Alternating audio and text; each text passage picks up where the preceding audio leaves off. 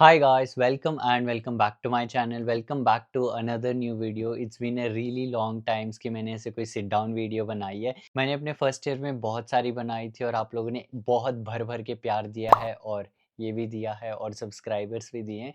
So I'm really grateful for it and thank you so much for showing so much love and motivating me so that I can make more such videos. By the way, I got my play button. Yes. And आज की video is gonna be about attendance policy of Christ University. Yes, one of the very demanding topic, hot topic right now. ज़्यादातर लोगों को पता भी नहीं है, so I just want to make a video. People who already study, वो भी एक बार देख लेना अगर आपको नहीं पता है तो. And definitely for the people who are going to join this year. And so let me introduce myself. Hi, I'm Akash and you're watching Akash Sky Vlog. I make content related to my lifestyle, content related to my college life and whatever content like कुछ भी बना देता हूँ. Right now I am studying my second year, fourth semester in Christ University, pursuing BCom with IAF. It's International Accounting and Finance. अगर आपको ये नहीं पता है कि क्या होता है, it is ACCA. अब कुछ लोग होंगे उनको ये भी नहीं पता है कि ACCA क्या होता है. ACCA is like an CA but an global version, India के बाहर का CA. That's what I'm doing, and the difference between me and you, like majority of you will be the timings. मेरी classes like all the professional CA, ACC और CPA की classes start होती हैं from 7:30 and it goes up to like 4 or 5 o'clock in the afternoon or evening. So कभी-कभी मैं सुबह जाता हूँ, सूरज नहीं निकलता है, शाम को वापस आता हूँ, सूरज चला जाता है, तो पता ही नहीं चलता है कि दिन कहाँ गया. With this I just want to tell that कि if you want to join professional studies, you are most welcome. ये जो अभी मैं अटेंडेंस पॉलिसीज़ बताने वाला हूँ, ये मेजरली सब सारे कोर्सेज़ की सेम ही होने वाली है because Christ has just made one policy and that is attendance policy. तो चलिए हम बात कर लेते हैं. मैं वीडियो को बहुत ज़्यादा सिंपल रखूँगा and I might talk in Hindi क्योंकि इंग्लिश इतनी अच्छी नहीं है मेरी और बाकी भाषा में अगर मैं बना लूँगा तो फिर ऑडियंस कैप्चर नहीं होगी. I might also use some, English as well because my English is like fine. I can talk some good English though. So yeah, let's start the video. And एक छोटी-सी मतलब इतनी सी आपसे रिक्वेस्ट है कि मेरे चैनल को सब्सक्राइब कर लो एंड अगर आपने इस चैनल को सब्सक्राइब कर लिया, मैंने एक और चैनल के साथ कोलैबोरेट किया है, Skyholic Vlogs, and if you're too much into knowing my personal life and what do I do, like vlogs and behind the scenes and all the crazy stuff, whatever I do in my life, I'm gonna post there. मैं college की videos भी डालूँगा. So please वो मेरा नया channel है, उस पे थोड़ा सपोर्ट दिखा दो और उसको भी सब्सक्राइब कर लो. आई नो अगर मैं आपके लिए इन्फॉर्मेटिव वीडियोस बना रहा हूँ, तो आप इतना सपोर्ट तो मुझे दिखा ही दोगे. Yes, without any further ado, let's get started with the video. पहले मैं आपको एक सिंपल सी चीज़ बता देता हूँ. Let's divide the screen into half, right and left. तो जो लेफ्ट साइड में होगा ये है मिड सेम और जो राइट साइड में है ये है and same. So mid sem में क्या होता है, आपका एक सेमेस्टर का ड्यूरेशन अप्रोक्सीमेटली रफली 5 महीने का होता है. तो 5 महीने में आपका 2.5 मंथ में या 2 मंथ्स में आपका एग्जाम्स होता है. So this is one semester. इसमें हाफ हाफ में आपके एग्जाम्स होंगे. That is called as mid sem. Mid बता रहा है आपका मिड सेमेस्टर. एक है फाइनल सेम, फाइनल सेमेस्टर जिसको एंड सेम बोलते हैं, एंड ऑफ द ईयर होता है. आपकी एक ईयर में 2 सेमेस्टर होंगे. So total you have to write 4 exams, 2 mid sem और 2 फाइनल क्योंकि यू हैव 2 सेमेस्टर. पहले मैं बात कर लेता हूँ मिड सेमेस्टर की. सो मिड सेमेस्टर में मैंने नहीं यहाँ पे लिखा हुआ है क्योंकि मैं काफ़ी भुलक्कड़ हूँ. अगर मैंने कुछ गलत बता दिया तो फिर लोग मेरे कमेंट सेक्शन में आके गाली देंगे कि तुमने ऐसा बताया था और अब हम लोगों ने कॉलेज जॉइन कर लिया है. सो मैं नहीं चाहता, इसलिए मैंने पॉइंटर्स लिखे हुए हैं. मिड सेम में आपकी अटेंडेंस होनी चाहिए 85%. यस, एक थंबनेल के लिए वीडियो हो गई और फोटो हो गई.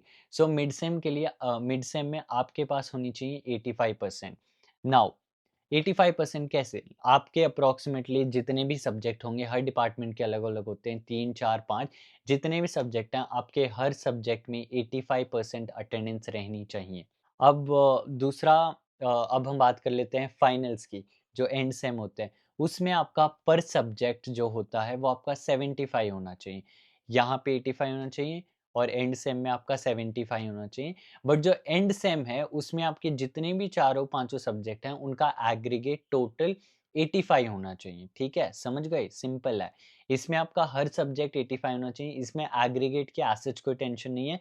बट जो एंड सेम होगा इसमें पर subject you have to keep around 75% and the aggregate of all your subject should be 85. That's it, इससे ज़्यादा सिंपल मैं नहीं समझा सकता। Now let's talk about some exemptions. Of course अब सब 85 तो नहीं रख सकते, कुछ जनाब होते हैं मेरी तरह जो बीमार भी पड़ते हैं। पहले हम बात कर लेते हैं मिड सेम की।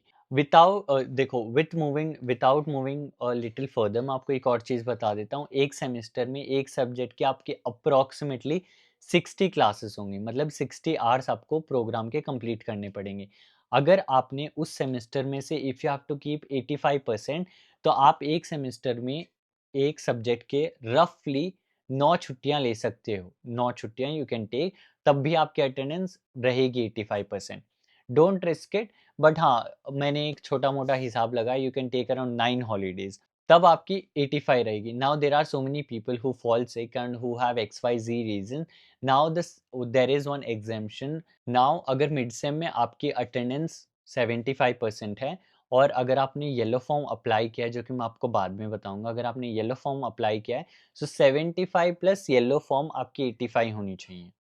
Dude I don't know how do I explain, like I really don't know, it's so complicated और मुझे समझने में ही 1.5 साल लग गई, आपको मैं ऐसे 10 मिनट की वीडियो में कैसे समझा दूँ? देखो सिंपल सी बात है, ठीक है? आपकी अटेंडेंस 75% है, आप बीमार पड़ गए थे, फिर आपने क्या किया, अपने जितने भी बीमार पड़े थे, you applied for a yellow form. Yellow form apply करने के बाद आपकी अटेंडेंस 85 हो गई है, now you are eligible to write the exam. Simple सा। Now when it comes to the final semester, इसमें भी सेम ही चीज़ है।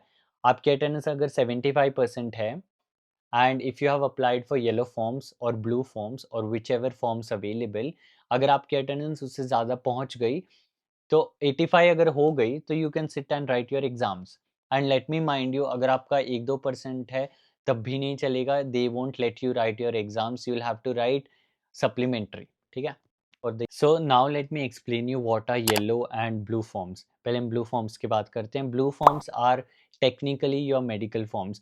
Whenever you fall sick, you have doctors prescription, you can apply for forms. अगर आपके attendance 85 से कम है, तब आपकी अटेंडेंस क्लेम हो जाएगी और वो 85 हो जाएगी, समझ रहे हो? और येलो फॉर्म्स होते हैं for all your official events.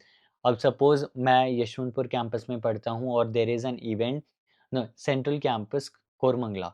सो अब मुझे वहाँ पे जाना पड़ रहा है, तो वो ऑफिशियल इवेंट है जो मुझे अटेंड करना है and I am representing the college. तो ऑफ कोर्स अगर मैं एब्सेंट लग जाएगा तो फिर मैं क्यों ही जाऊँगा? So yellow forms are all your technical, no yellow forms are all your event and all. Event का होता है, प्रैक्टिस का होता है, जब भी जो भी ऑफिशियल पर्पस होता है उसके लिए येलो फॉर्म होता है। और येलो फॉर्म डज़न्ट मैटर आपकी अटेंडेंस 85 से कम है या नहीं है, येलो फॉर्म आपकी क्लेम होती ही होती है। मोस्टली कुछ-कुछ क्लब्स ऐसे हैं जिनकी नहीं होती है and I don't want to name them, क्योंकि फर्स्ट सेमेस्टर में मेरी नहीं हुई थी, खा गए थे, बट मैंने अपना लेसन सीख लिया था। So it's very simple, if you are falling sick and if your attendance is below 85, please apply for yellow forms, आपकी 85 हो जाएगी। And if you are attending some event at central campus और you want to participate in XYZ official event, then apply for yellow form. आपकी attendance 85 से ऊपर भी है, तब भी वो और ज़्यादा हो जाएगी, क्योंकि येलो फॉर्म्स 100% क्लेम होते हैं, ब्लू फॉर्म्स तब भी होते हैं when your attendance is less than 85। Yes, I will tell you why attendance are so important. Number 1 reason, हर सब्जेक्ट में आपको अटेंडेंस के 5 मार्क्स मिलते हैं। If your attendance is more than 95, you'll get 5 marks. If your attendance is between 91 to 95, then you'll get 4 marks. ऐसे ही हर 5 percentage पे आपका 1 mark degrade होता जाएगा। So I would recommend you that you can take 3 और 4 leaves, अपनी attendance at least 95 रखो, so that ये जो ईज़ी 5 मार्क्स है ना, ये आपको मिल जाएँगे। I always target for 95 so that जो फ्री के 5 मार्क्स हैं वो सब्जेक्ट्स में मिल जाएँ और मेरा परसेंटेज सीजीपीए है वो इंक्रीज़ हो जाए। That's a simple thing. Now another thing I want to tell is, if your attendance is falling less than 85%, you will not be allowed to write any of the exams. आपको वो उतना जो exam का time है that you have to sit in library and you can't even be like oh मैं तो घर पे था। आपको लाइब्रेरी में आके बैठना पड़ेगा वो 3 घंटे and then you will be allowed to go. With this you will also get some assignments, extra assignments भी करने पड़ेंगे and the second time when you are writing, जो आपको लिखना ही पड़ेगा, you will also have to pay some fees, जो कि I am not sure कितनी होती है। टच वुड मैंने अभी तक तो कोई री पेपर नहीं लिखा है, मेरा बैक नहीं आए। So that's how you will have to pay and write your exam again. अगर मैं टेक्निकली, लॉजिकली, इमोशनली, फिज़िकली जो भी मैं जितना मैंने ज्ञान लगाया है, if you want to take leave in 1 semester you can take 9 leaves, आपकी अटेंडेंस 95% रहेगी। अगर आप बीमार हो, कोई भी XYZ रीज़न है, then you can approximately take 15 holidays, जिसमें से आपका के 10 holidays you can approximately take around 15 holidays, जिसमें से आपके 7-8 हॉलिडेज़ ब्लू फॉर्म में क्लेम होने चाहिए। सो या दैट्स इट। हाँ, तो आपके अगर क्लेम हो जाएँगे तो 85 पहुँच जाएगा। आपका एक ही एम होना चाहिए कि आपकी अटेंडेंस 85 से नीचे ना गिरे, अगर गिर रही है तो ब्लू फॉर्म अप्लाई कर दो। And blue form is not like कि मैं बीमार था मैंने दे दिया, you can't do it again and again. Actually check करते हैं कि आप कितनी बार बीमार पड़ रहे हो and what's the reason and all, वो सारे पूछेंगे। एंड येलो फॉर्म अप्लाई करने के लिए you will have to take signature from the class teacher, from the coordinator, from the HOD, and तब जाके आपका एंड ऑफ द सेमेस्टर में, मतलब छठे 7वें महीने में जाके आपकी अटेंडेंस क्लेम होंगी। I know this whole video was very complicated. I genuinely tried my best to explain you as simple as possible. अगर किसी को चाहिए तो इंस्टाग्राम पे मैसेज कर देना, मैं इस पेज की फ़ोटो भेज दूँगा ताकि आपको और अच्छे से समझ में आए। मैं यहाँ पे भी लगा दूँगा so that you can take a screenshot and try to understand.